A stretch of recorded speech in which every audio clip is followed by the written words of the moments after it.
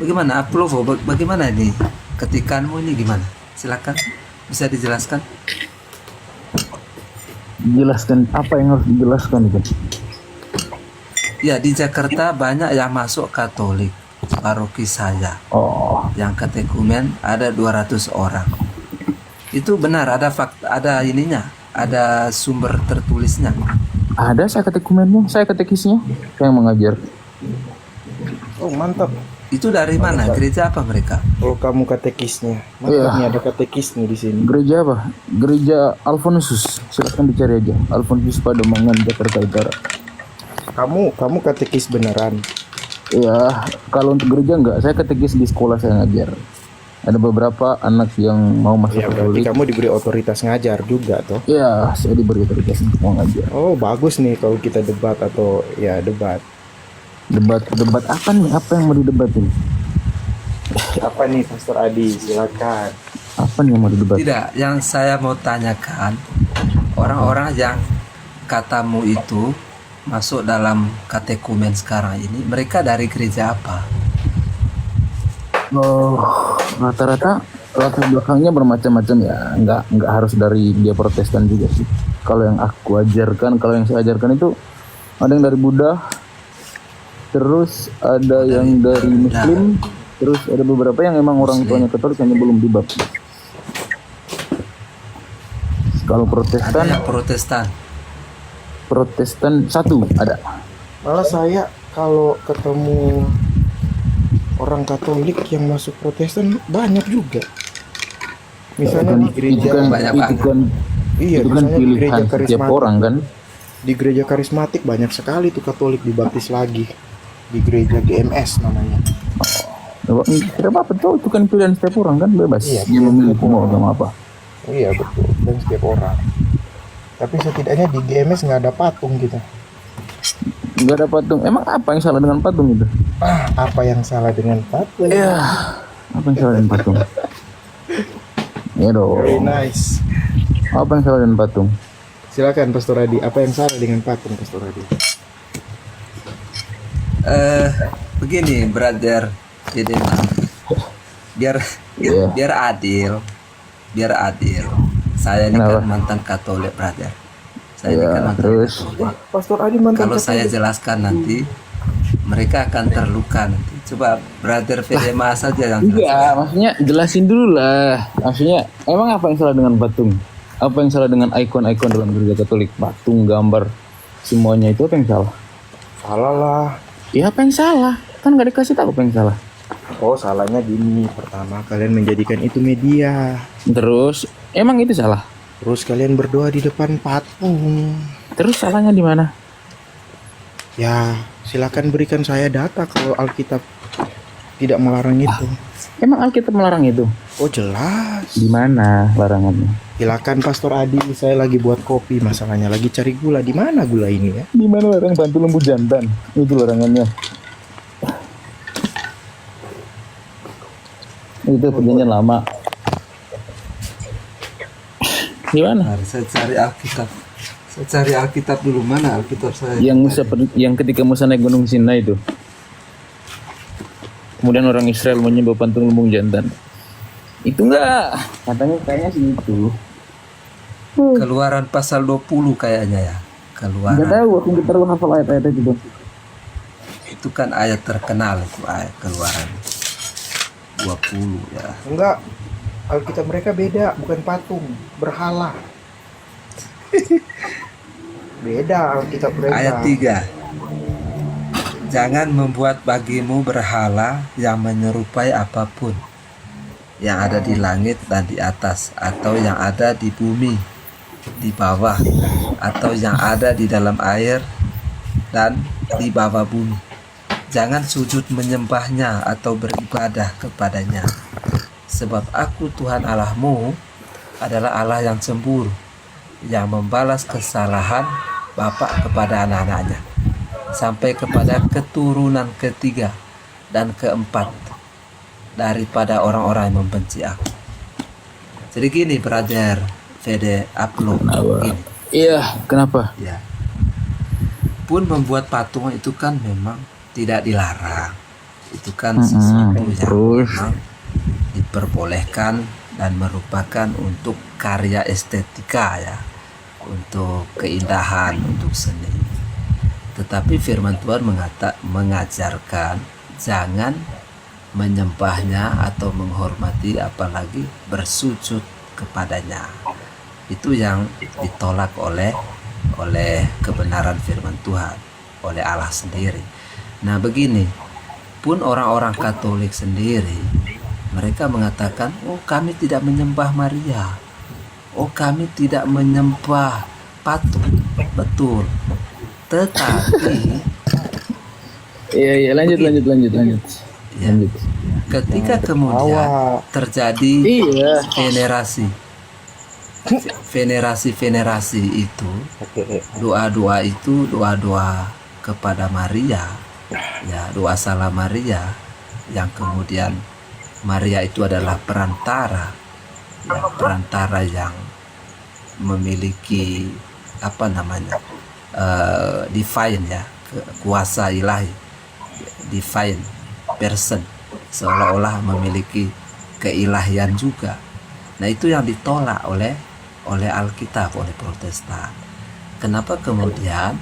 Karena Maria ini kan adalah manusia yang biasa, sama seperti kita ya. Tetapi Katolik Roma mengatakan, oh kami memiliki penyembahan yang disebut hiperulia.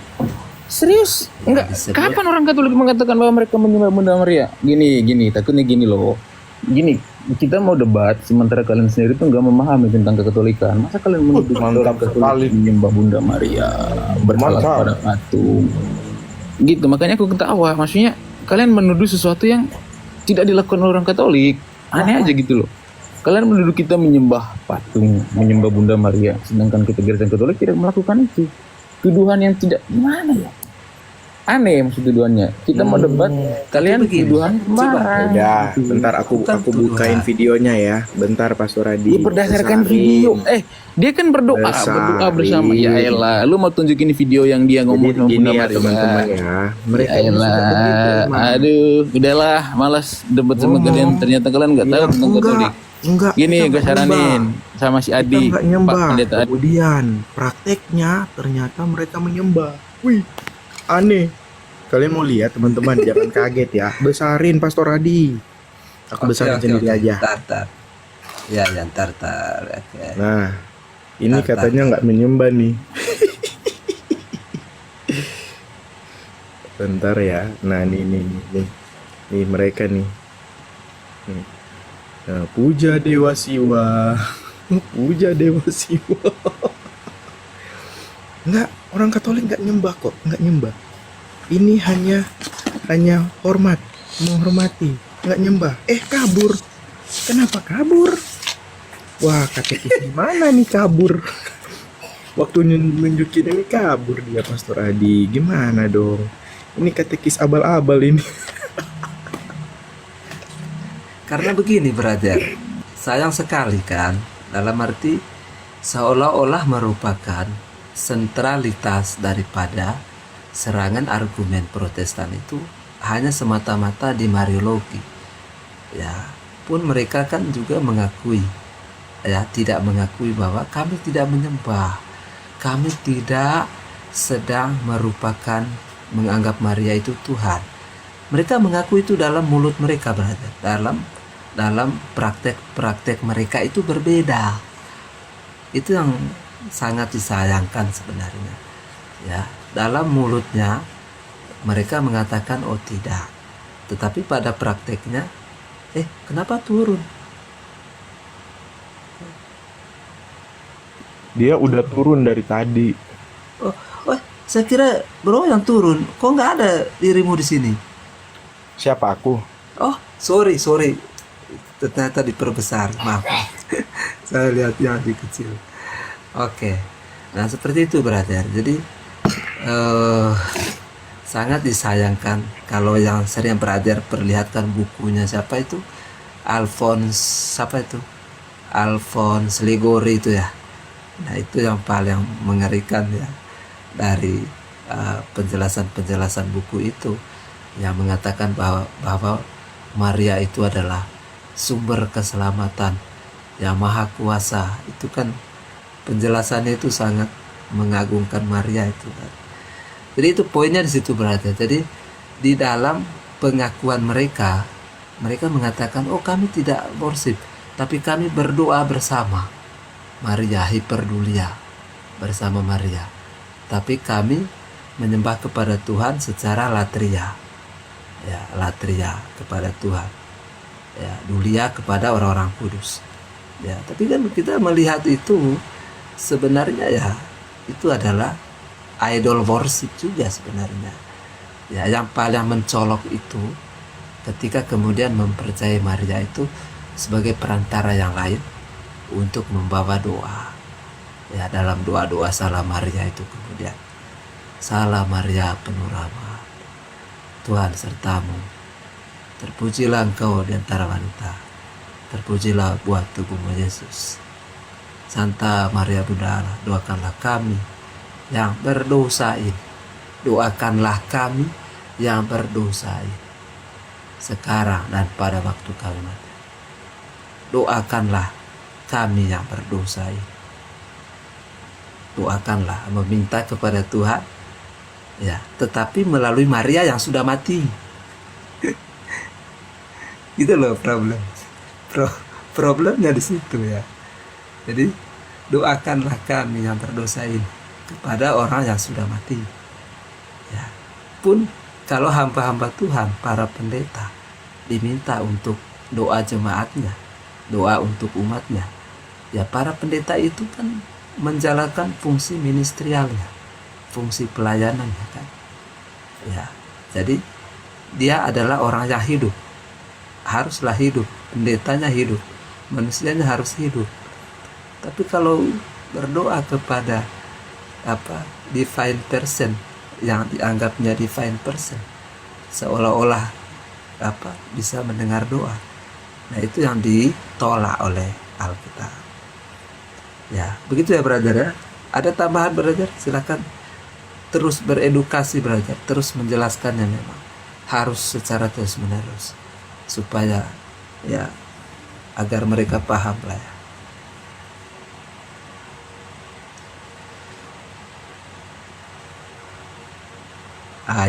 Ini Raskal Sengga. Ini dia mengutip dari peristiwa Kana, pesta di Kana. Memang berdoa bersama Bunda Maria Papet, mujizat yang dilakukan waktu pesta perkawinan di Kana. Oh begini.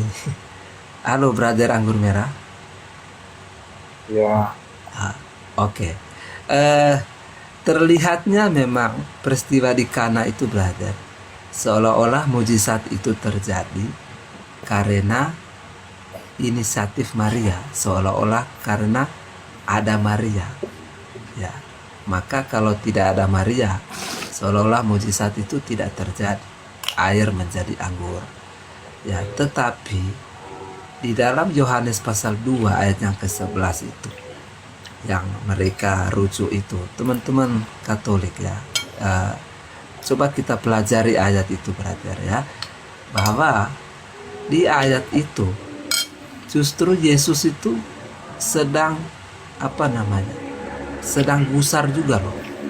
Yesus juga gusar. Dia mengatakan, mau apakah engkau daripadaku ibu, waktuku belum tiba. Ya, Yesus justru gusar. Ya, artinya ya Yesus juga tahu sebenarnya bahwa mereka kehabisan anggur.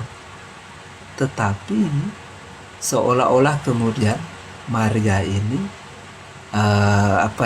memperlihatkan kredensinya, memperlihatkan perannya kalau dia adalah seorang ibu, maka meminta kepada anaknya, ya, meminta kepada anaknya karena dia punya anak ini Yesus, lalu berharap anaknya itu mengerjakan mujizat. Nah, kalau dari penjelasan bapak-bapak gereja, sebut saja John Chrysostom ya, mengatakan bahwa dalam ayat itu, Yohanes pasal 2 itu, seolah-olah Maria itu sedang memperlihatkan kredensinya ya, seolah-olah Kalau tidak ada Maria, maka mujizat itu tidak ada. Ya. Jadi poinnya gini teman-teman Katolik Roma. Poinnya adalah jangan dijadikan ayat itu untuk mendukung dogma dogma protodulia itu, hiperdulia, yang dipahami hiperdulia, doa bersama Maria. Jangan dipahami seperti itu. Ya. Jadi Maria itu harus diyakini, dipercayai bahwa dia adalah ibu Yesus dan tidak merupakan hubungan biologis ya. Itu yang harus dipahami. Dan juga Maria itu tidak sedang memerintah Yesus untuk mengerjakan mujizat. Ya, ayat itu membicarakan Maria mengkonfirmasikan terhadap kehabisan anggur itu, lalu kemudian menyampaikan kepada Yesus. Ya, tidak berarti Maria itu memiliki andil, memiliki peran untuk terjadinya mujizat di Kana itu, air menjadi anggur. Ya, jadi jangan dipahami, oh ini ada Maria karena Maria menginformasikannya, membisikkannya kepada Yesus, mereka kehabisan anggur. Lalu Yesus bilang, wah mau apakah engkau daripadaku ibu? Ya, jadi itu masih sangat-sangat tidak membuktikan bahwa doa bersama Maria itu dapat mendukung daripada pandangan teologis itu. Ya, tidak begitu ya. Jadi peristiwa Yohanes 2 ayat 11 itu merupakan peristiwa yang memang karena adanya pesta. Ya, ingat tradisi Yahudi kalau pesta itu kan harus ada minum-minumannya. Ya, kalau tidak ada anggur maka pesta itu tidak seru. Ya, pesta itu tidak akan menghidupkan suasana, begitu ya. Tetapi kemudian apakah mujizat itu terjadi hanya karena gara-gara Maria adalah ibu Yesus? Hanya karena gara-gara ya Maria itu adalah memiliki otoritas yang kemudian meminta Yesus untuk mengerjakan mujizat. Justru ayat itu menjelaskan Yesus marah kepada Maria. Yesus gusar kepada Maria. Mau apakah engkau daripadaku ibu?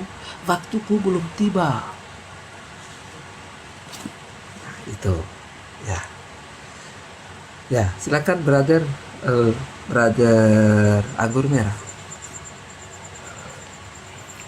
Itu si Yohanes itu mau naik aja. Siapa? Yohanes. Kamu privat, makanya kamu harus request. Yang Ayo Yohanes, ajukan permintaan Yohanes, ajukan permintaan, request. itu bagus tuh yang tadi tuh direkam tuh. Katanya KTKC, pas ditunjukin videonya kabur.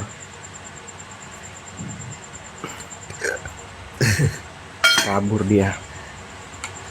Tapi dia tadi secara bombastis loh brother.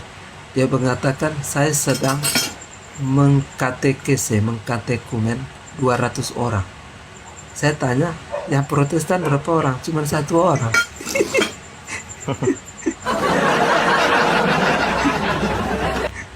Ya, itulah mereka ya Pastor Adi ya. Yang Iman yang dibangun. Saya juga. Ini bagus nih, ada yang namanya Ade Alfonsus. Ade Alfonsus mau naik nggak? Raskal, kamu naik aja Raskal. Naik aja. Ayo Yohanes, ajukan permintaan Yohanes. Nanti kita bongkar satu-satu bahwa pernikahan di Kana itu adalah omong kosong yang selalu diutarakan dari dulu sampai sekarang untuk menetapkan bahwa Maria itu punya peran yang penting sehingga menjadikan dia sebagai ratu surga. Konyol. Kamu tahu kenapa Allegro itu berlindung di bawah kalimat kebenaran Katolik itu sudah final? Karena ketika kebenaran itu dikatakan final, ya, maka kebenaran itu harus siap diuji. Ya. Dan kalian harusnya yakin kalau sudah final mau dibolak-balik bagaimanapun itu tetap apa namanya? Tetap benar gitu.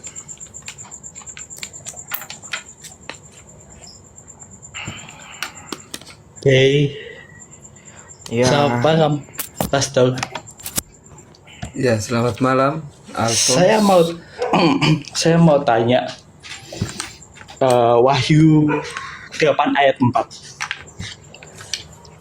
Di situ Ya. selamat malam, Pastor. Saya mau Ya, tanya, benarkah Martin Luther itu tetap berdoa kepada Bunda Maria saat dia sudah menempelkan 95 dalil di gereja Lutheran di Jerman?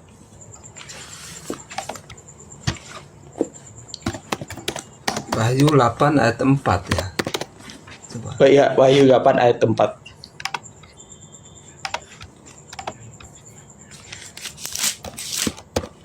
Bentar ya. Wahyu 8 ayat yang keempat.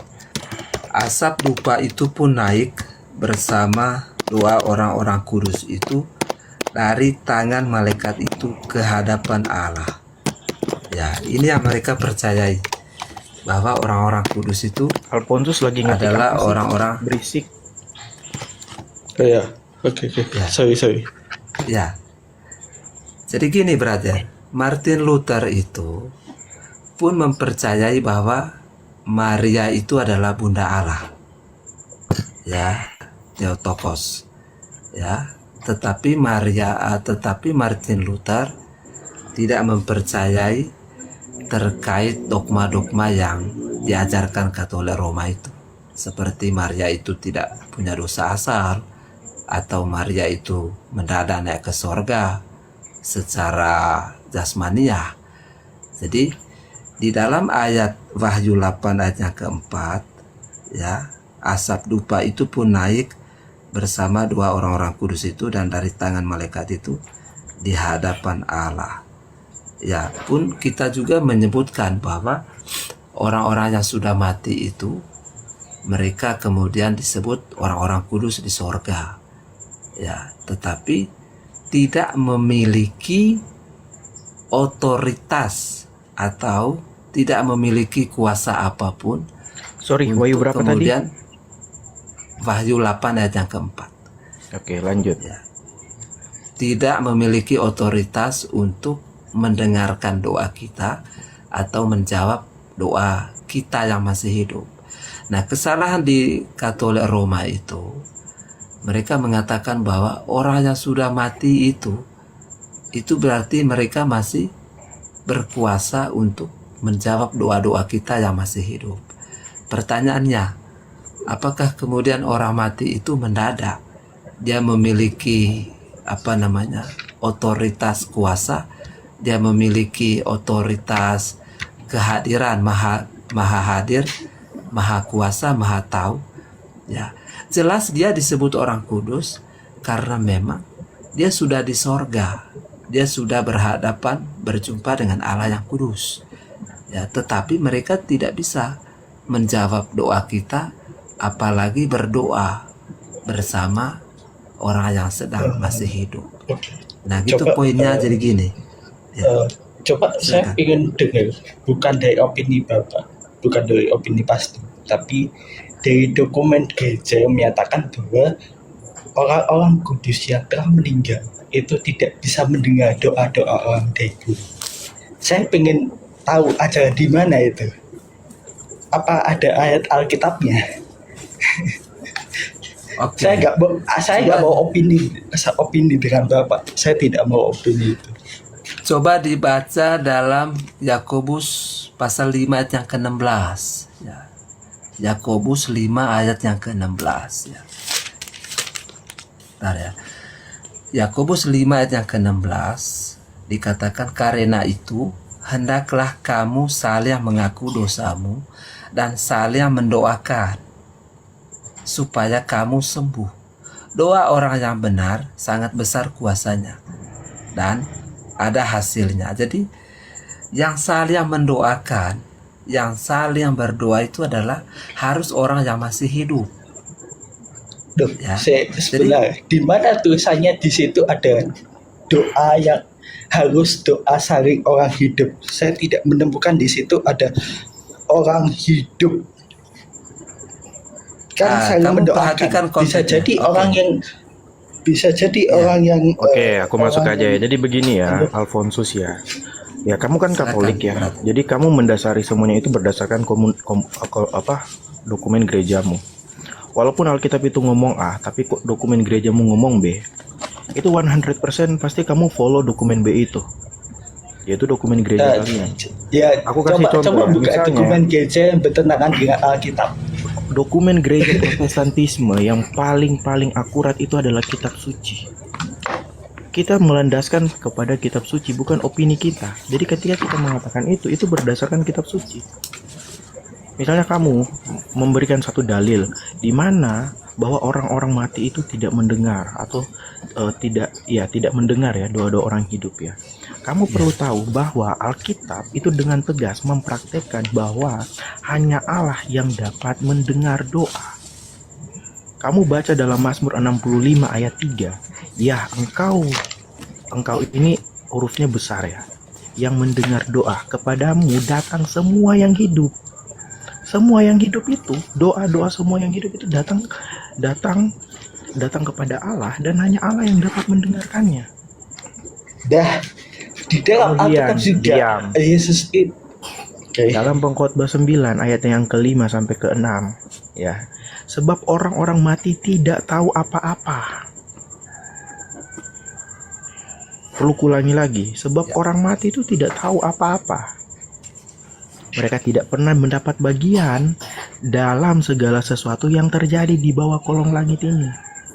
All aspect ya, di bawah kolong langit ini dari aktivitas manusia, mereka itu tidak tahu apa-apa.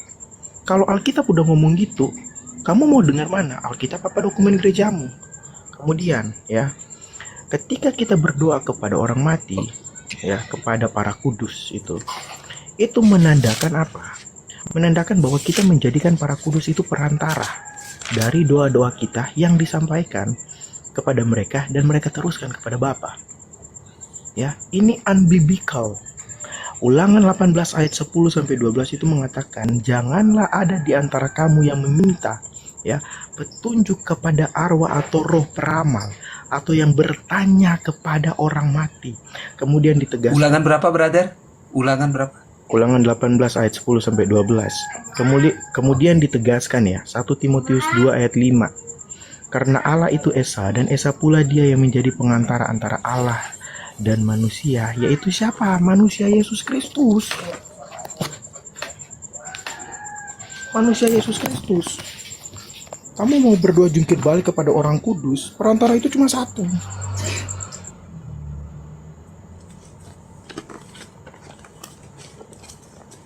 Oke. Boleh saya jawab? Boleh Silakan. saya jawab? Satu ayat Oke. terakhir ya. Apa? Satu ayat terakhir ya. 146 Mazmur. Bentar, aku Mas. sorry, aku agak kepotong tadi, jaringannya kurang baik. Oke. Kemudian kamu bisa lihat di dalam kisah orang kaya dan Lazarus ya. Itu sudah sangat eksplisit, apalagi ayatnya yang ke-6 ya.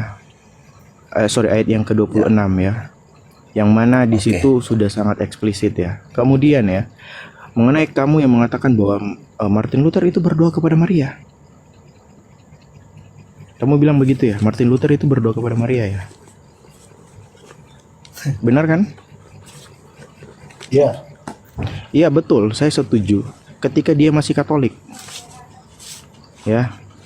Tapi kebohongan yang dibuat oleh kubu Katolik, bahkan yang paling mencetuskan itu adalah ketika mereka menghina, kemudian mereka mengangkat Luther, mengagung-agungkan Luther dengan cara apa? Misalnya, di dalam kubu Katolik, Luther itu masuk Katolik karena ingin kawin dengan Katarina van Bora, ya.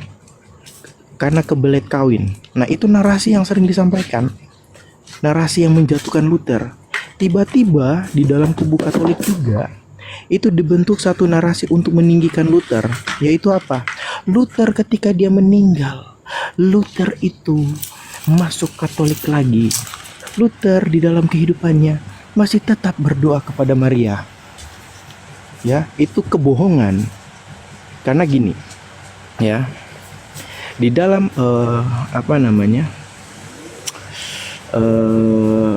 tulisan Luther ya, yaitu di dalam Weimarer Ausgabe itu, Ausgabe tulisannya, Weimarer Ausgabe, dia mengatakan bahwa Mary doesn't wish that we come to her, but through her to God. Jadi Maria itu tidak menghendaki kita datang kepadanya, melainkan melalui dirinya kita datang kepada Allah. Ini menjadikan satu tamparan keras bahwa Luther itu tidak memandang Maria itu sebagai perantara doa, tetapi memandang Maria itu sebagai teladan iman. Ya. Kemudian ya, di dalam Commentary on the Magnificat dari Martin Luther ya, itu dikatakan kita harusnya menghormati Maria sebagaimana ia sendiri kehendaki.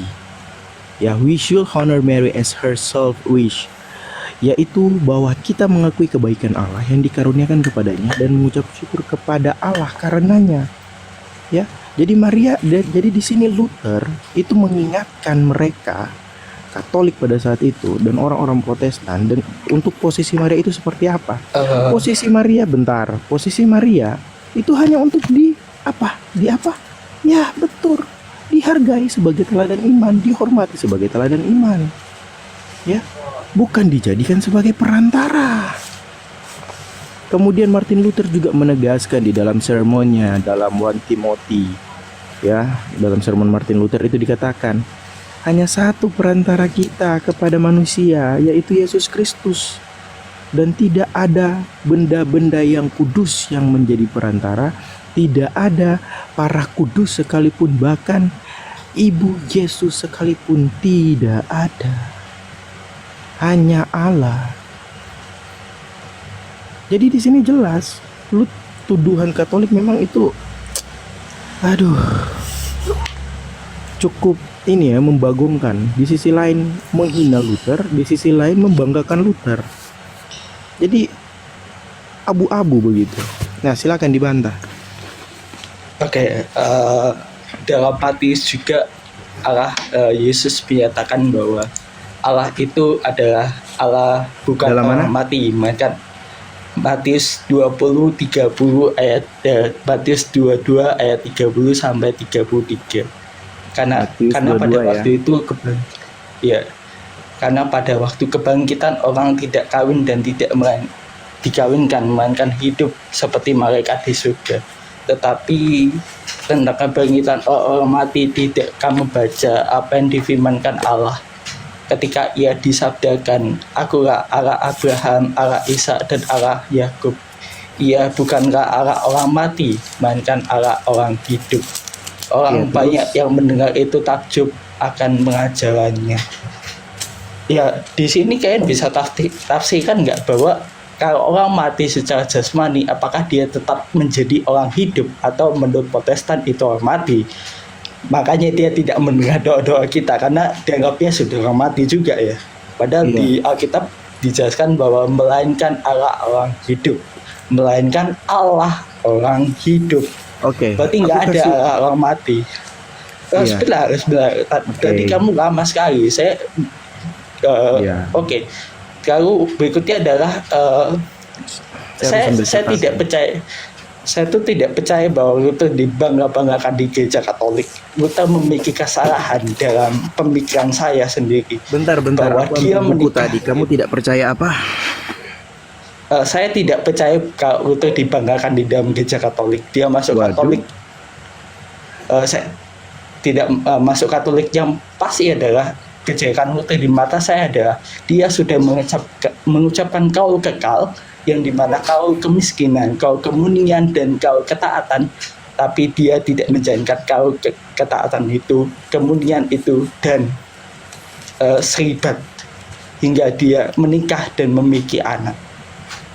Terus? Udah berjanji pada Allah kok nggak taat. Gimana tuh konsepnya?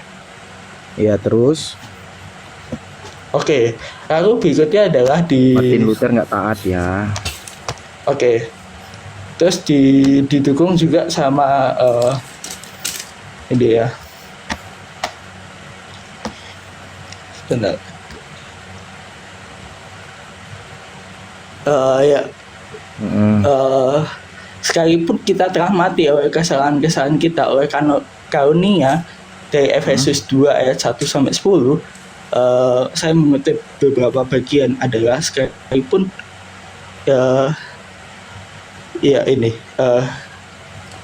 tetapi Allah yang kaya dengan rahmat oleh kasih-Nya yang besar yang dilimpahkan kepada kita, Ia menghidupkan kita bersama-sama dengan Kristus sekalipun Ia telah mati oleh kesalahan-kesalahan kita.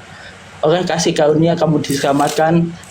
Di dalam Yesus Ia telah membangkitkan kita dan juga memberikan tempat bersama-sama dengan Dia, supaya pada masanya Ia akan datang menunjukkan kita kasih karunia yang berlimpah sesuai kebaikan-Nya.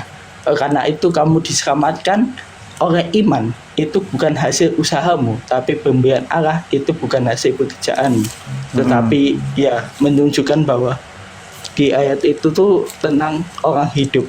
Kamu dulu sudah mati dari pelanggaran dosa, tetapi kamu hidup di dalamnya karena kamu telah mengikuti jalan dunia ini, karena kamu menaati penguasa kerajaan angkasa oleh Roh yang sekarang sedang bekerja di antara orang-orang durhaka.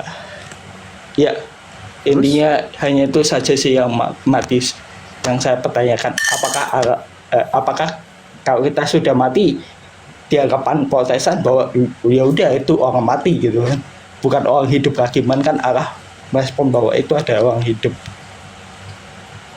Oke, sudah. Ya, aku mau nanya ke kamu sebenarnya ya. Pertama ya, kamu naik ke sini pertama untuk cari tahu, atau udah tahu kemudian mempertanyakan, atau ingin menguji iman Protestantisme? Atau ingin menguji membantah iman Protestantisme? Wah, berarti bagus ya. Oke, pertama ya, dalam pandangan Protestan, orang yang mati itu juga hidup di dalam misterinya Allah, ya, hidup di dalam Firdaus. Jadi makanya kita bilang ya, kita mengatakan bahwa kita juga menerima pengakuan iman rasuli, ya, yang akan dibangkitkan daging manusia, ya, kebangkitan daging, kita percaya itu, ya. Tapi Matius 22 tidak dapat kamu jadikan dasar, kamu catat ya, tidak dapat kamu jadikan dasar bahwa kita bisa berdoa kepada orang mati, karena orang mati itu dapat mendengar doa-doa kita, terlebih orang-orang kudus, para santo dan santa. Sekarang saya nanya ke kamu tahu nggak sifat-sifat Allah? Alfonsus, kamu tahu sifat-sifat Ada Allah? beberapa yang tahu. Ada beberapa yang tahu. Apa-apa? Bisa berada di manapun, bisa mendengar, Ya, bisa melakukan kuasa dan lain sebagainya. ya. Jadi ada 3 ya, omniscience, omnipotent, ya, dan omnipresent, ya, maha hadir, maha tahu, dan maha kuasa. Nah, itu adalah sifat-sifat ilahi, benar nggak Alfonsus? Benar. Kalau kamu berdoa di sini kepada Yesus, kemudian temanku yang di Brasil berdoa kepada Yesus di waktu yang sama, walaupun tempatnya berbeda, apakah Yesus mendengar kedua doa itu? Mendengar. Oke, ya. Nah, kalau santo-santo mendengar nggak? Bisa jadi mendengar karena dia berada di dia berada di dimensi yang berbeda dengan kita. Iya, oke. Dia berada Iya kan? di dalam dimensi berbeda dengan kita. Secara sains, Kamu tahu itu dari mana? dia kan sudah meninggal. Iya, kamu tahu itu dari mana? Hidup bersama orang-orang kudus di surga. Ya saya bisa bilang juga, saya bisa kasih juga perspektif saya bahwa enggak, mereka lagi main dingdong. Ya ketik dulu, cari datanya ya. Fokus dulu dong, jangan dulu ngetik. Aku menghargai kamu loh. Iya. Oke. Halo, Udah nanti please. tanya lagi chat GPT ya. Nanti tanya lagi chat GPT. Jadi gini, aku nanya ke kamu ya. Orang mati, misalnya Santa Catherine. Santa Catherine ketika dia mati, apakah dia punya sifat ilahi? Tidak. Ya. Nah, berarti dia mati dalam keadaannya sebagai manusia. Dan itu tidak merubah kuadratnya menjadi manusia dan ilahi. Benar? Benar. Nah, oleh sebabnya ketika kamu berdoa kepada Santa Catherine, misalnya di Indonesia kamu berdoa, temanmu yang ada di Brasil, temanku lah yang ada di Brasil berdoa kepada Santa Catherine dengan waktu yang sama, tapi tempatnya berbeda. Apakah Santa Catherine mendengar kedua-duanya?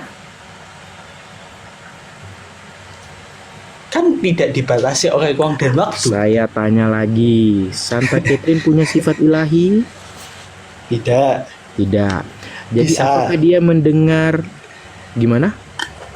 Bisa, karena dia tidak dibatasi ruang dan waktu. Bagaimana Karena kamu? kita dibatasi oleh ruang dan waktu kan. Bentar ya. Bagaimana kamu dapat mengatakan ya ikan itu bisa terbang sedangkan dia nggak punya sayap? Karena kita ada di dunia yang dimana dimensinya terbatas. Seandainya, Apakah bentar dulu, seandainya ikan itu ada di dimensinya burung, saya kasih bisa analogi jadi paling ikan itu sederhana. terbang? Loh, Bisa kok jadi ikan itu Berarti terbang. dia ada perubahan hakikat, perubahan bentuk. Dia berubah bentuk nggak kalau dia misalnya saya ambil ya, kemudian saya lempar ke udara, dia berubah bentuk nggak? Bisa jadi kan. Aduh, Enggak, maksudnya kamu gimana dimensinya- logiknya enggak. ini, Alfonsus? Gini. Alfonsus. Kamu tahu nggak yang Gini, namanya? Kamu tahu nggak logikanya gini. logika dasar itu kamu tahu nggak? Maksud saya bukan gitu.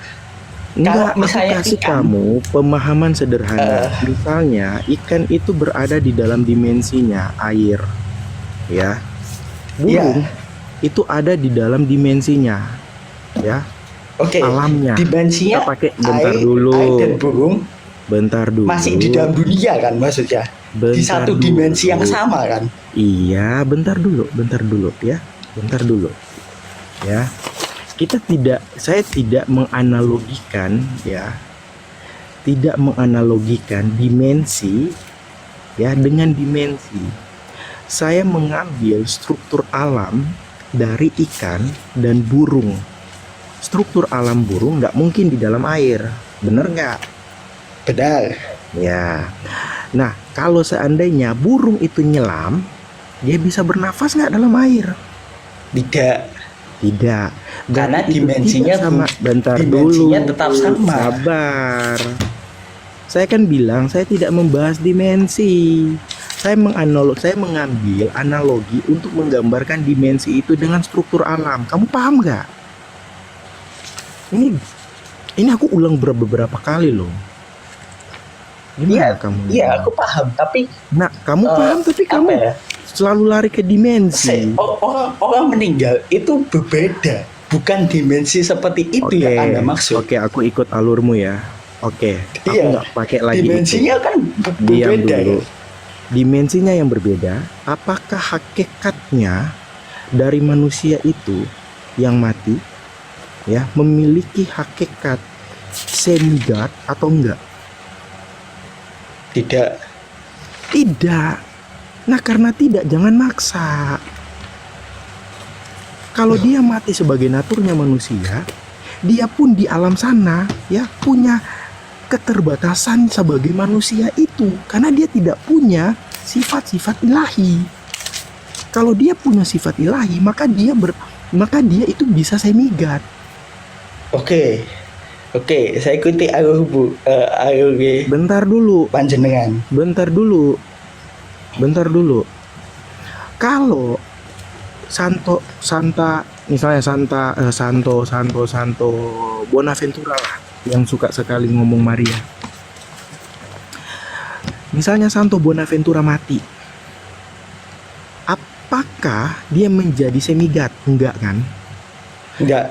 Karena dia tidak menjadi semi-god atau dia tidak memiliki sifat-sifat ilahi, maka dia juga memiliki keterbatasan di dalam dimensi itu. Oke, pertanyaannya begini. Sekarang pertanyaannya Makanya saya tanya. Alkitab di dalam kitab Mazmur itu menegaskan, ya. Oke. Bentar dulu. Makanya di dalam kitab Mazmur Alkitab itu menegaskan yang dapat mendengar doa itu hanya Allah. Hanya Allah. Kemudian di dalam pengkhotbah tadi yang kubahas, ya, orang mati itu nggak tahu apa-apa. Kehidupan yang ada di bawah kolong langit pun mereka nggak tahu apa-apa. Jadi percuma kamu berdoa. Makanya di dalam pembaharuan perjanjian lama ke perjanjian baru ditegaskan perantara kita Yesus. Karena kenapa harus Yesus? Karena dia adalah manusia dan Allah. Dia mati dalam keadaannya manusia, tetapi dia juga memiliki hakikatnya sebagai Allah, sehingga sifat-sifat Allah itu melekat kepada dia. Dia bisa maha tahu, dia bisa maha kuasa, dia bisa maha hadir. Tidak ada satupun struktur dalam kitab suci itu menerangkan orang mati itu memiliki sifat ilahi. Nggak ada.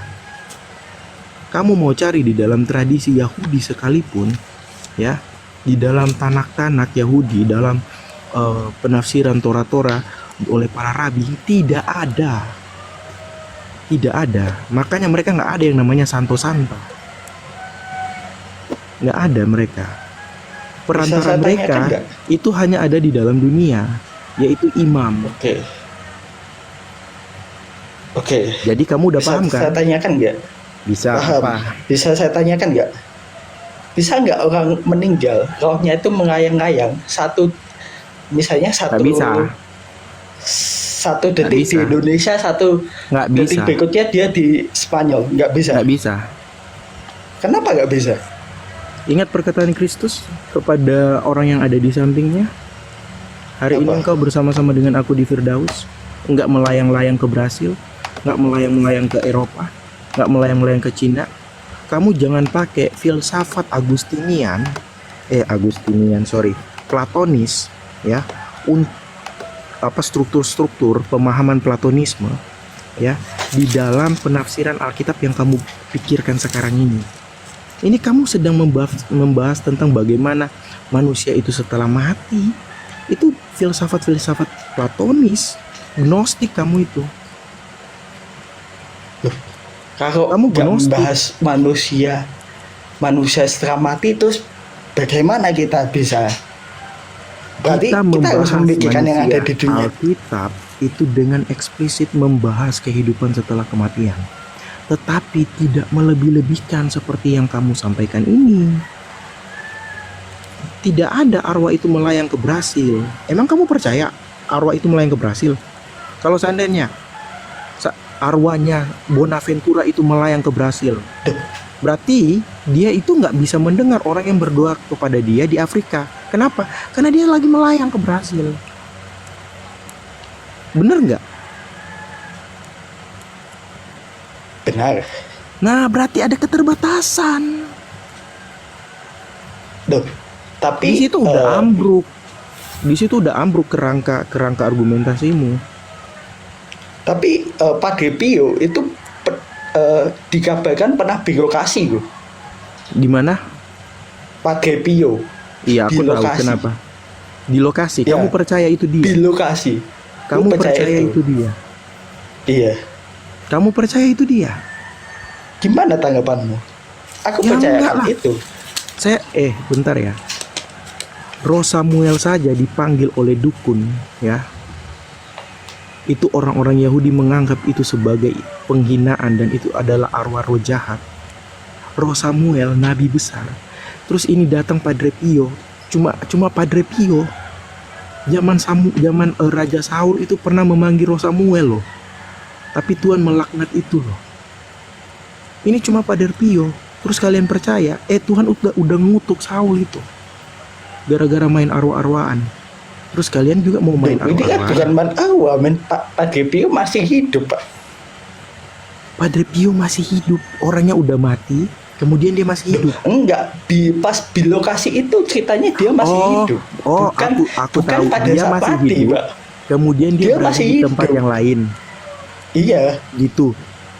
iya, Kamu percaya begitu? iya. Kamu percaya itu? Saya Kamu percaya yakin itu. kamu percaya itu? Yakin. Wah, luar biasa ya Padre Pio ya, punya sifat ilahi yang omnipresence ya, bisa hadir di mana saja. Bukankah itu penghinaan terhadap Allah yang kudus? Gereja Katolik tidak itu penghujatan itu. Itu penghujatan, bro. Tidak ada manusia yang memiliki hakikatnya sebagai Allah selain Kristus. Ya, bahkan Musa pun tidak ada seperti itu, berpindah-pindah. Kamu kira ini Musa pakai pintu kemana saja kah?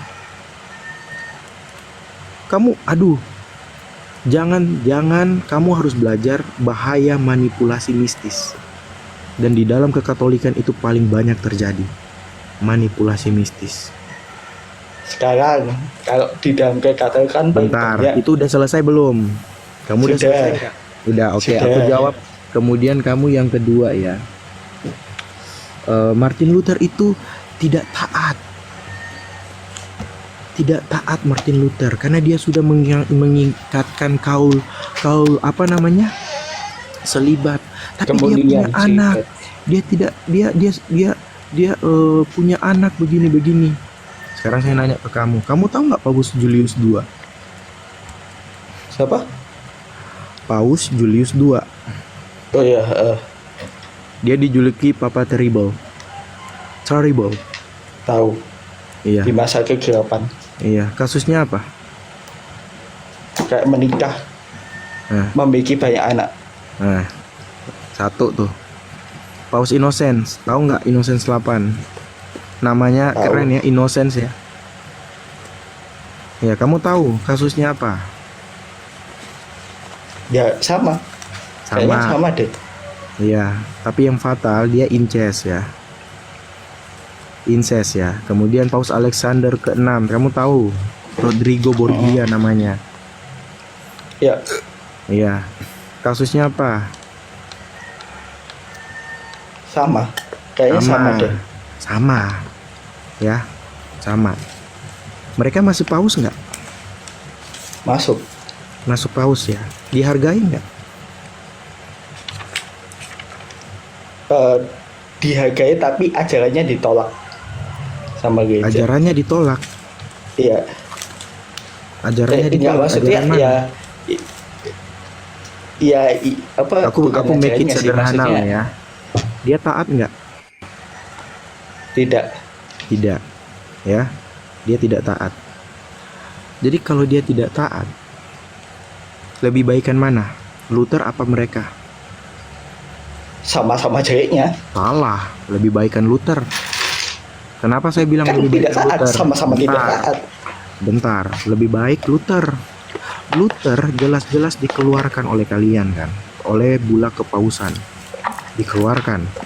Di dalam pengeluarannya dia dicoba untuk dibunuh lah si Luther ini. Ya, kemudian ya, kenapa saya bilang dia lebih baik? Dia lebih baik. Ya, karena dia membantah semua unsur-unsur selibat yang ada di dalam kekatolikan. Karena orang yang melarang orang kawin itu adalah berdosa. Benar ya? Aku lupa. Pastor Adi tolong bantu dong cari ayatnya di mana. Nah, Ya, paus 1 kalian Timotius ya. masih tetap paus, masih tetap mengaku selibat, tapi ternyata ngenti di belakang sampai punya anak, ngentinya sama adik ipar, ngentinya sama istri orang, ngentinya sama gundik. 1 Timotius 4 ayat kedua berarti Bacakan. melarang orang kawin oleh tipu daya pendusta-pendusta yang hati nuraninya memakai cap mereka. Mereka melarang orang kawin, melarang orang makan makanan yang diciptakan Allah, supaya dengan pengucapan syukur dimakan oleh orang yang percaya dan yang telah mengenal kebenaran. Roh dengan tegas mengatakan bahwa pada waktu kemudian ada orang-orang murtad lalu mengikuti roh-roh penyesat dan ajaran setan-setan. Ajaran Oleh setan-setan tipu daya yang melarang orang kawin. Ya, yang mati Iya. hati nuraninya memakai cap mereka. Mereka melarang orang kawin, melarang orang makan makanan Iya. yang diciptakan Allah, supaya dengan pengucapan syukur dimakan oleh orang yang percaya dan telah mengenal kebenaran. Nah, itu dia Pastor Adi. Jadi orang yang melarang orang kawin itu adalah orang-orang yang berasal dari ajaran setan. Makanya Luther itu keluar dari ajaran setan itu. Dan makanya dia mengambil posisi kawin. Tapi ada orang yang mengatakan jangan kawin, tapi ternyata ngenti. Itu munafik nggak aku? Munafik sih. Iya. Makanya aku dari sini ingin menyampaikan ke kamu ya. Kalau kamu ingin menguji ya pengajaran Protestantisme, ya kamu bantah dulu itu. Kalian ngelarang orang kawin, tapi Alkitab itu bilang orang yang melarang orang kawin itu ajaran setan. Gimana, mau bantah nggak? Gini, saya mau bantah juga. Paulus itu apa ya? Apa? Infalibel. Bukan seribat. Udahlah, Kan gini itu Alfonsus, itu kamu kan nggak usah ajaran. bantah. Kalau moral pausmu itu bejat, kamu setuju nggak moralnya bejat? Di abad ke-8 kita harus paham konteks dulu, Aduh, konteks waktu. Jadi gini, oh di abad ke-8 kalau paus-paus itu yang moralnya jelek nggak apa-apa, jadi bisa begitu. Ada benteng-benteng yang melindungi mereka dengan benteng yang tulisannya abad ke-8, bisa begitu. Tuh, sekarang apa Enggak, ajaran aku Paulus nanya ke saja? kamu, bisa begitu? Iya, itu Kamu kan mau masa lalu bersembunyi di gereja. balik? Iya, kamu mau berbalik Tidak. di bentar. Tidak. Kamu mau berbalik berlindung di balik abad ke-8. Iya, dong. Itu kan abad ke-8 gereja. Kacau logikamu ini. Tadi juga logika ini kacau soal manusia mati dan hidup itu, ini juga kacau logikamu. Aduh. Kamu mau menguji tapi logikamu itu standarnya belum sampai di dasar malahan. Makanya gini ya, kalau kamu ingin menguji standar suatu ajaran ya, jangan pernah menjadikan sifat buruk orang ya itu sebagai dasar kebenaran yang umum. Kamu paham nggak maksudku? Misalnya Paham. gini, aku bilang gini, paus kalian itu ini suka ngenti-ngenti, berarti ajaran Katolik salah. Nggak bisa gitu aku. Itu aku tidak akademis. Oke. Karena kalau aku ingin menguji keimanan Katolik, aku fokus pada ajarannya.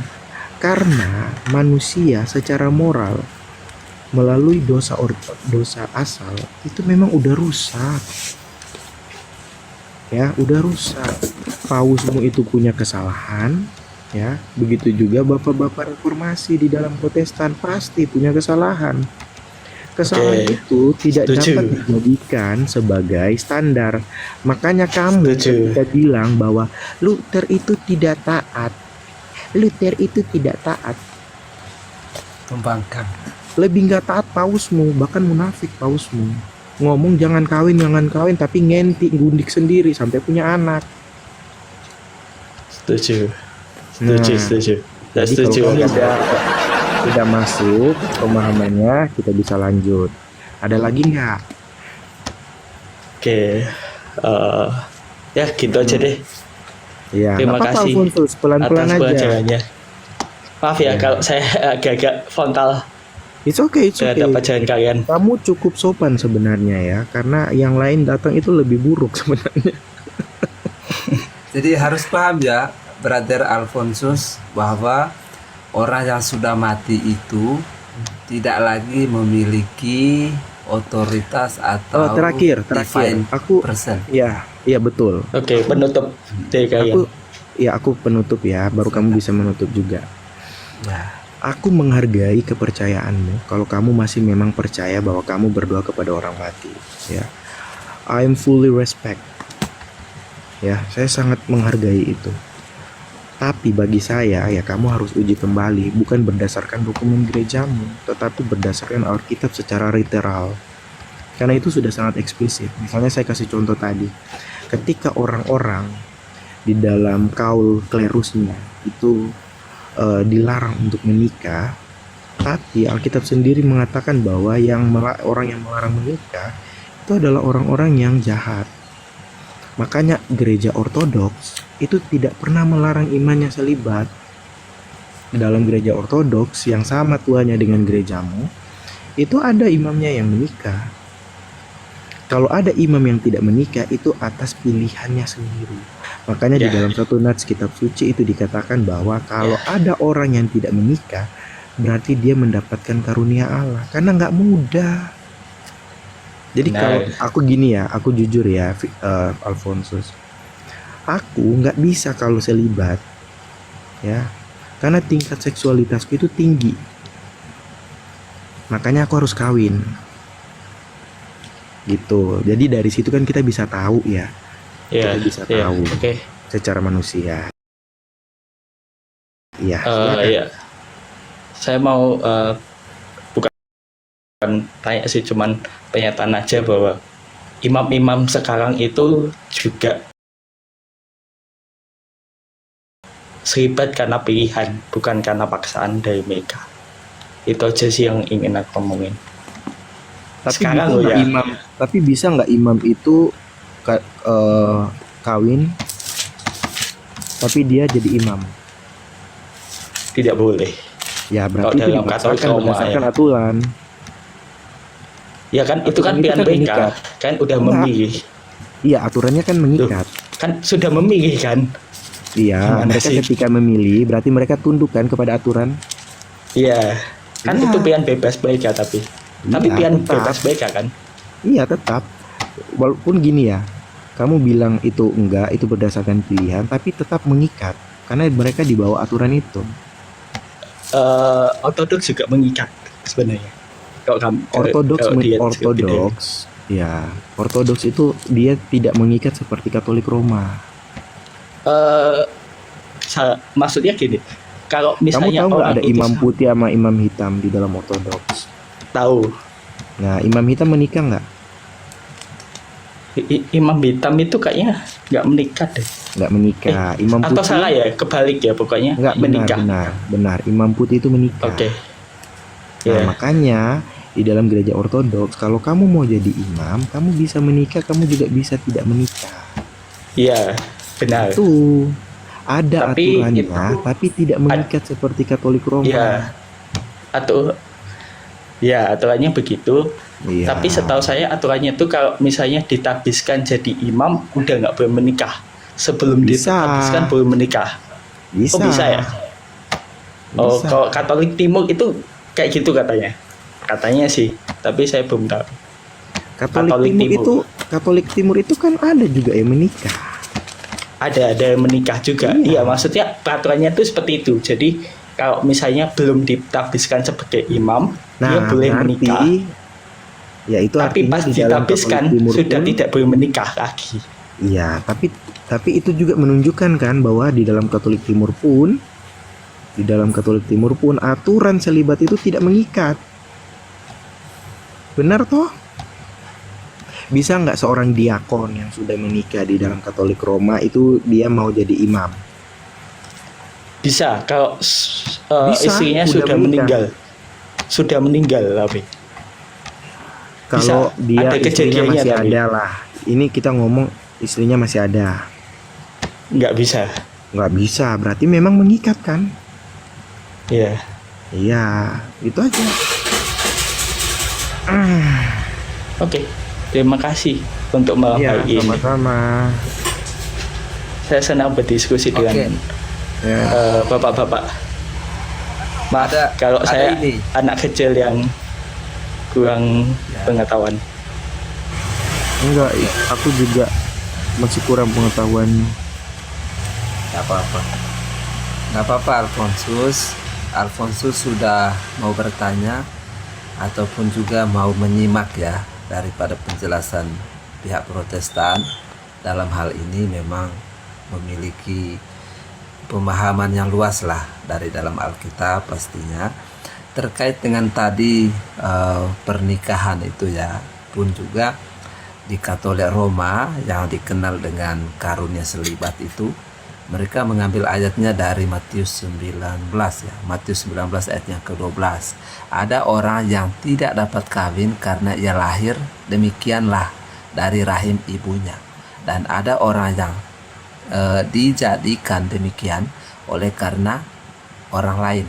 Dan ada orang yang membuat dirinya demikian karena kerajaan sorga. Siapa yang dapat menerimanya hendaklah ia menerima. Jadi ada beberapa spesifikasi ya dari dalam Katolik Roma. Memang ada orang yang sudah ditentukan memang dari lahirnya, tetapi ada juga orang yang ternyata ya gagal mereka kemudian untuk meneruskan panggilan keimamatannya, yaitu ya menikah kemudian. Banyak romo yang gagal, banyak para frater yang gagal kemudian lalu lebih kepada pernikahan. Tapi begini ya, intinya adalah Alfonsus, mandat pernikahan itu adalah ada imperatifnya, perintahnya dari dalam kitab suci. Ya, penuhilah bumi, beranak cuculah, kuasailah segala makhluk. Ya, kan jelas itu. Itulah sebabnya Protestan itu menjadikan perkawinan itu bukan merupakan sakramen. Ya, tetapi Lutheran sakramen ya, menganggap itu sakramen. Tetapi mayoritas Protestan itu menjadikan pernikahan itu adalah upacara gereja. Ya, upacara yang dilakukan di dalam gereja dan bukan merupakan sakramen. Kenapa disebut bukan sakramen? Karena mandatnya itu sudah diperintahkan jauh sebelum penciptaan manusia itu. Ya, penciptaan manusia dari Kejadian pasal yang kedua itu pasal 1 ayat 26, 27, 28 itu. Ya, jadi kalau mengatakan tidak boleh menikah ya sesuai dengan 1 Timotius tadi itu pasal 4 itu ada ajaran-ajaran iblis, ajaran sesat, ajaran setan. Kalau ada orang yang tidak mau nikah ya monggo. Jangan kemudian orang yang menikah itu dianggapnya ini mengingkari kaul kekal. Ini mengingkari yang namanya panggilan suci. Tidak demikian ya. Jadi ada orang yang tidak mau nikah memang bawaan dari lahir. Lalu kemudian itu adalah dipersiapkan untuk kerajaan sorga berdasarkan Matius pasal 19 ayat yang ke-12 tadi. Lalu kemudian kalau didukung dengan ayat yang lain 1 Korintus pasal yang ke-7 itu ya, Rasul Paulus mengatakan kalau kamu tidak mau menikah ya silakan membujang saja, tapi kalau menikah menikahlah ya. Jadi ada tawaran juga sebenarnya di situ ya. Begitu ya Alphonse. Jadi poinnya yang kami mau tekankan di sini adalah kalau mau berdoa seperti yang diuraikan oleh Brother Anggur Merah tadi, berdoa itu harus kepada orang yang hidup. Ya, meminta doa Allah yang hidup, omnipoten, maha kuasa, omnipresent, maha hadir, omniscience, maha tahu. Kalau kemudian apakah orang mati itu hanya karena sudah di sorga dan merupakan memang tidak mati, tetap hidup. Ya, selama-lamanya. Barang siapa yang percaya kepadaku, ia tetap hidup walaupun ia sudah mati. Di dalam Yohanes pasal 11 ayat yang ke-25 itu. Jangan pula diartikan ayat itu seolah-olah orang yang sudah mati dan hidup itu seolah-olah mereka memiliki otoritas untuk menjawab doa kemudian. Nah, itu salah. Jadi ayat yang tadi sudah disampaikan oleh Anggur Merah bahwa doa itu harus kepada Kristus. Kepadaku, ya, firman Tuhan itu, kepadaku, mintalah kepadaku, ya, hai kamu yang letih lesu dan beban berat, pikulah kuk yang kupasang, belajarlah kepadaku, ya, mintalah kepadaku. Jadi hanya kepada Kristus alone yang adalah otoritas ilahi dan satu-satunya. Ya, itu ya brother ya. Ya, maaf saya agak panjang. Oke. Berberkati Terima Brother kasih. Alfonsus. Maaf, saya tunduk ya. Terima kasih Bapak-bapak God bless pastor. you, brother. Thank you. Terima kasih. You're welcome, brother. God bless. Oke, brother PDMA. Namamu agak susah lah saya sebutnya. Anggur merah tuh udah biasa lincah saya. Nama saya Dev. Dev. Iya, Dev. Dev. Saya David. Oh, David ini tak? Dev. Iya, nama saya David. Oh, begitu tak? Oh, nama panggilanmu David ya, Pak? Sorry. Iya. Tapi rata-rata media sosial, apalagi TikTok, menyebutmu anggur merah.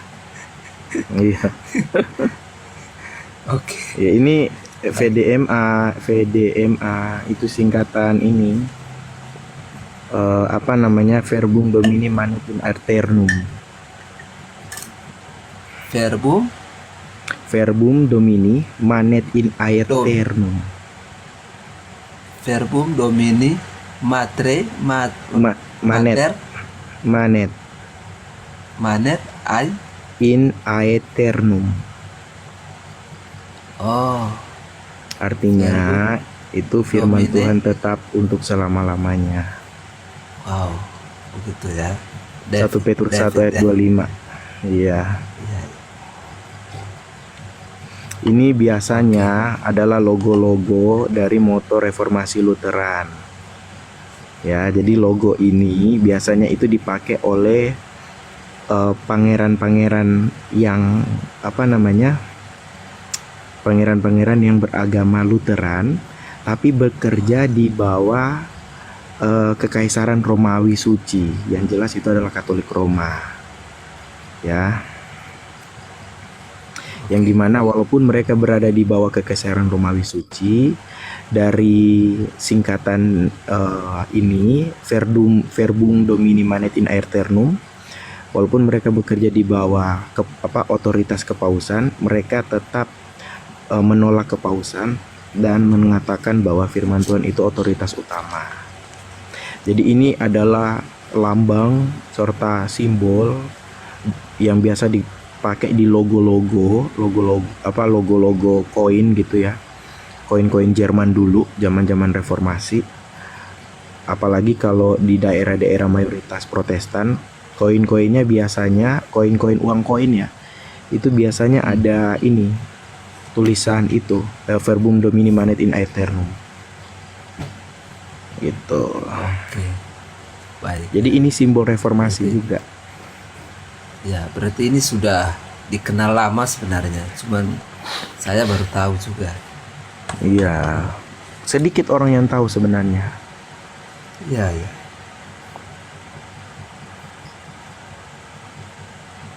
Oke, ada lagi yang naik. Siapa lagi ya, teman-teman dari Katrum? Ini ada Tadi ada siapa yang naik namanya? tapi nggak ada ya. Napu Ute. Napu Ute. Kenapa matanya lirik ke kiri terus, Pak? Matanya lirik ke kiri terus, Pak. Jadi mereka persoalkan, kalau mata saya ke atas, kadang mata saya ke kiri. Katrum. Jadi gini, soal mata saya ke kiri, mata saya ke kanan, itu adalah ekspresi gerakan jasmania ya gerakan secara spontanitas yang memang itu alamiah itu terjadi kepada siapapun, tergantung daripada personnya, dari orangnya itu sendiri. Entahlah, kalau saya ini kadang saya mau bicara saya lihat ke atas ya untuk mendapatkan suatu daya ingat, memori-memori yang saya ingat itu ada hal-hal yang saya pelajari, kadang saya ingat apa ya jadi gitu. Jadi bukan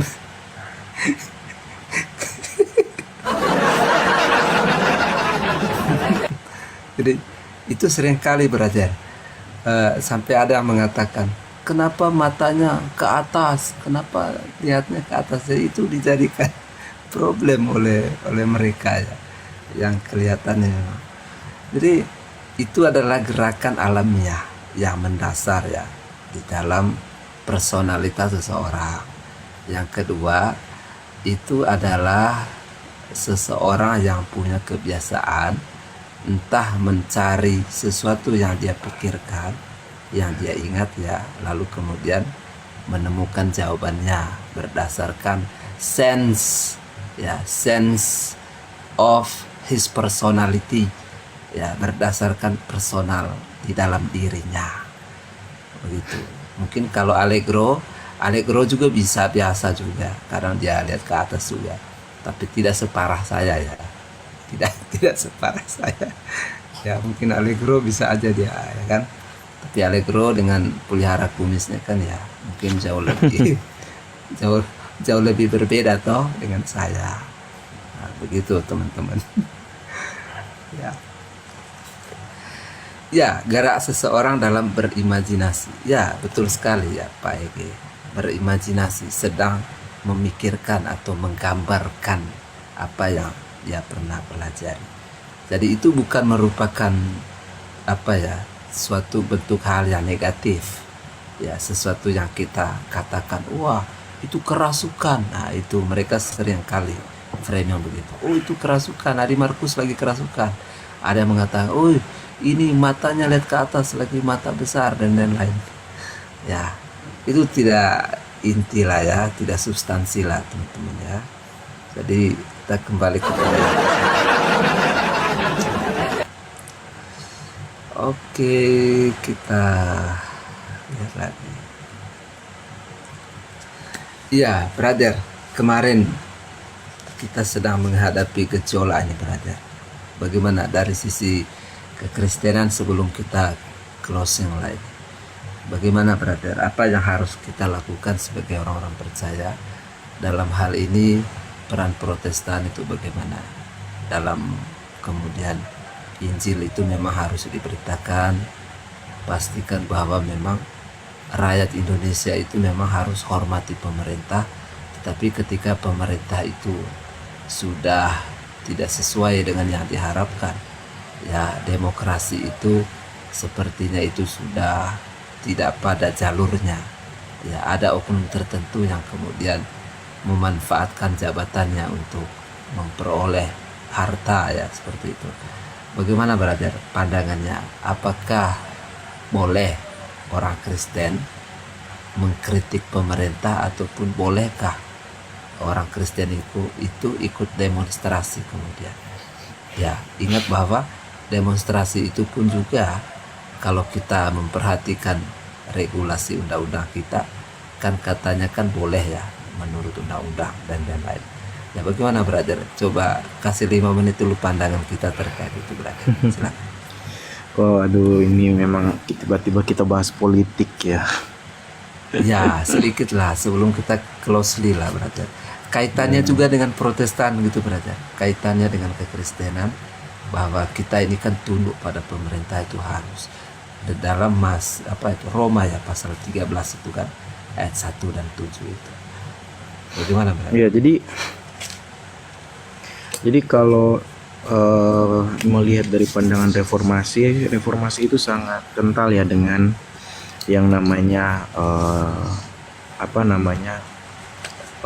keterlibatan dengan negara juga, walaupun memang ada pemisahan antara negara dengan gereja begitu. Tetapi dalam pandangan Calvin sendiri, Johannes Calvin khususnya ya di Jenewa, itu dia melihat bahwa baik pemimpin yang moralnya baik atau pemimpin yang moralnya buruk ya, itu masuk juga di dalam providensi Allah, berada di dalam kehendak Allah. Bahkan Calvin itu menegaskan ya dalam tulisan-tulisannya, dia menegaskan bahwa pemimpin yang bejat pun itu dipakai Allah sebagai sarana hukuman bagi suatu negeri, bagi suatu negara.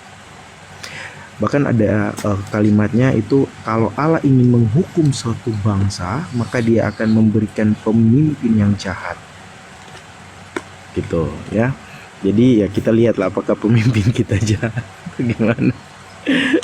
Tapi kompleks ya kalau kita melihat itu. Makanya saya tidak mau terlalu terfokus untuk berandai-andai apakah pemimpin kita jahat atau tidak. Tapi kita bisa lihatlah ya, ada memang yang berperilaku jahat, misalnya melakukan tindakan korupsi. Nah itu kan menggambarkan tentang pelanggaran-pelanggaran. Nah Calvin itu di dalam tafsirannya terhadap Roma 13 ayat 1-7, dia menekankan bahwa ketaatan kepada perintah Allah itu menjadikan seseorang itu sebagai hamba Allah. Jadi ketika dia itu tidak taat, maka dia bukan hamba Allah. Dan adalah kewajiban bagi orang, ya siapapun itu, untuk melawan ketidaktaatan dari seseorang.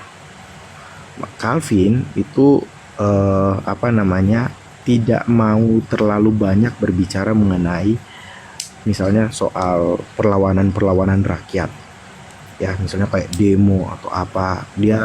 Saya belum pernah ya menemukan catatannya yang dimana ia itu mendukung tindakan-tindakan yang anarkis atau sifatnya perlawanan pribadi, tidak ya. Dia itu lebih menaruh ya pengetahuan kepada rakyat dan para pejabat tentang satu struktur, bahwa kalau memang ada ketidakbenaran, ketaatan dalam satu sistem pemerintahan, maka itu harus dilawan secara sah dan terstruktur serta resmi yang dimana itu harus menegakkan hukum yang berlaku pada saat itu, menegakkan hukum kembali pada saat itu ya. Nah itu ada betul dalam institusi of Christian religion ada. Nah menegakkan hukum ketika melakukan perlawanan dalam menegakkan hukum itu artinya melawan tirani orang-orang yang tidak taat itu. Tapi bukan berarti rakyat itu menjadi massa yang liar, tetapi menjadi orang-orang yang memang melakukan perlawanan secara sah. Untuk apa? Untuk pemeliharaan moral dan iman dari masyarakat tersebut tetap baik ketika dipimpin oleh pemimpin yang baik pula. Jadi menurut Calvin ya, pemimpin yang jahat, yang memerintah, itu adalah cerminan dari murka Allah untuk mendidik rakyat, sekaligus juga untuk menumbuhkan iman-iman orang tersebut dari ujian-ujian yang ada. Gitu sih ya yang bisa saya sampaikan ya, Pastor Adi. Oke, ya, sesuai dengan apa juga sih yang dijelaskan sedikit di sini.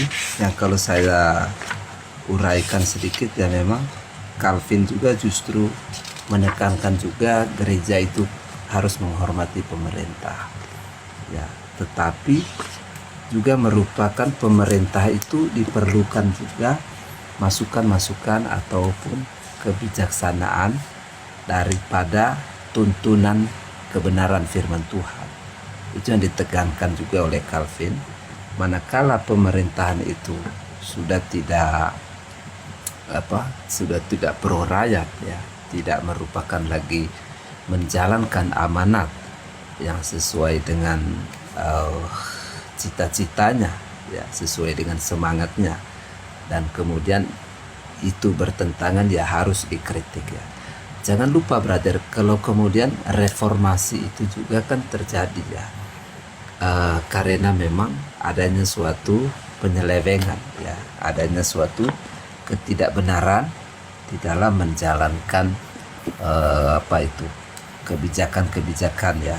Kalau kemudian reformasi dari Protestan ini ya kepada dari Katolik Roma itu juga jelas ya, karena merupakan adanya suatu kesalahan ya dalam mempraktekkan ajaran-ajaran yang kemudian ya dengan adanya reformasi itu berarti Protestan itu memperlihatkan suatu pembacaan yang total ya dari dalam kitab suci.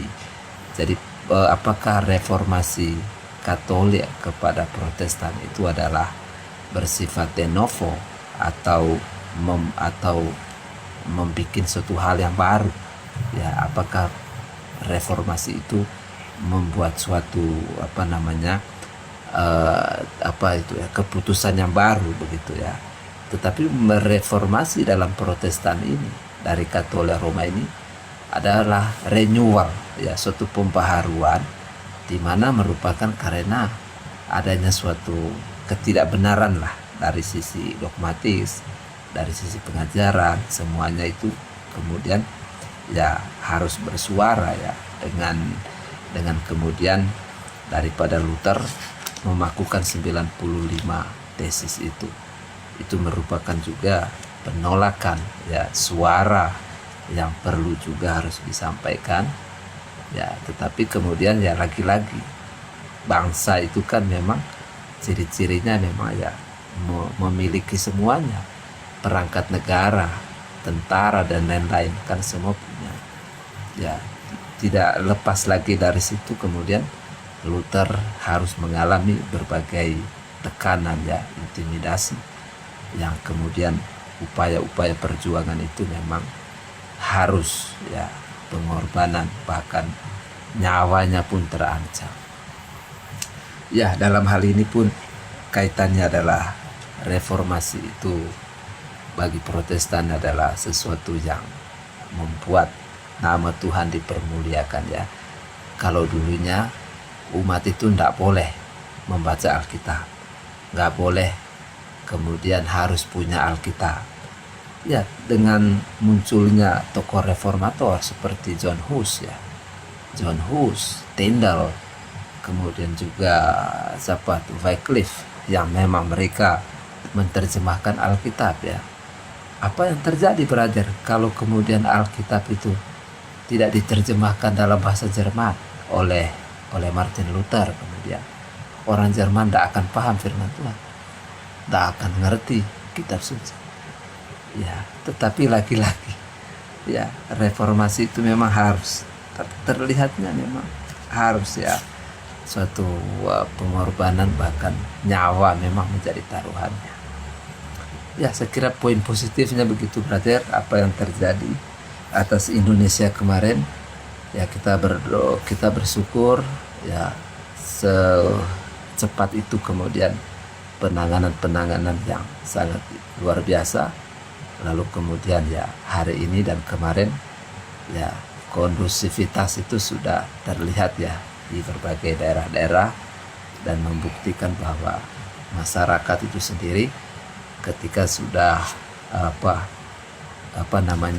menyatakan tuntutan-tuntutannya ya dengan beberapa poin-poin itu ya, kita berdoa supaya tuntutan-tuntutan itu dapat dieksekusi ya oleh pemerintah, dan sungguh-sungguh merupakan memberi kepuasan bagi masyarakat Indonesia pada umumnya ya. Ya, saya kira itulah teman-teman ya. Mungkin kita sampai di sini saja dulu. Oh, ada yang naik nih kah? Siapa yang mau naik? Sudah malam. Pak Ebot. Pak Ebot sudah pagi lah Pak Ebot. Besok lagi ya Pak Ebot ya. Naik dulu. Pak Ebot mau naik nih. Ya brother, kita mau rungkat nih Pak Ebot. Ya. Ya brother. Iya. Ya, kita rungkat sudah ya. Kita mau mau selesai karena besok harus bangun pagi. Dari tadi mau naik katanya. Maaf Pak Ebot, maaf. Ya.